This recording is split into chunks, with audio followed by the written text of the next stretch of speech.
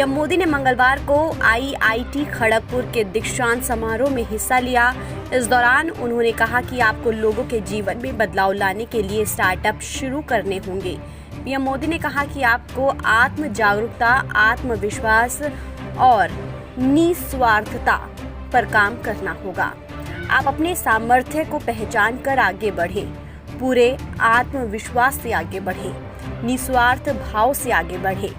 आप भारत के 130 करोड़ लोगों की आकांक्षाओं का प्रतिनिधित्व करते हैं। साथ ही उन्होंने कहा कि कोरोना वायरस के दौरान आईआईटी के जरिए बनाए गए टेक्नोलॉजी और सॉफ्टवेयर ने महामारी से लड़ने में बहुत मदद की। उत्तराखंड में ग्लेशियर टूटने की वजह से हुई त्रासदी का जिक्र करते हुए पीएम मोदी ने कहा कि हमें आपदा का सामना करने में समक्ष बुनियादी ढांचे में सुधार पर ध्यान केंद्रित करना चाहिए। जलवायु परिवर्तन और इसकी वजहों पर चर्चा करते हुए पीएम मोदी ने कहा कि प्राकृतिक आपदाओं ने दुनिया के सामने बड़ी चुनौती खड़ी की है।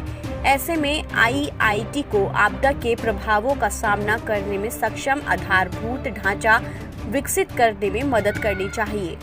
ऐसे समय में जब दुनिया जलवायु परिवर्तन की चुनौतियों से जूझ रही है, भारत ने अंतर्राष्ट्रीय सौर गठबंधन का सुरक्षित और अफोर्डेबल इन्वायरमेंटल फ्रेंडली विचार दुनिया के सामने रखा। प्रधानमंत्री नरेंद्र मोदी ने कहा कि दुनिया जलवायु परिवर्तन की चुनौतियों से जूझ रही है। ऐसे में भारत ने दुनिया का ध्यान आपदा प्रबंधन के मुद्दे पर दिलाया है।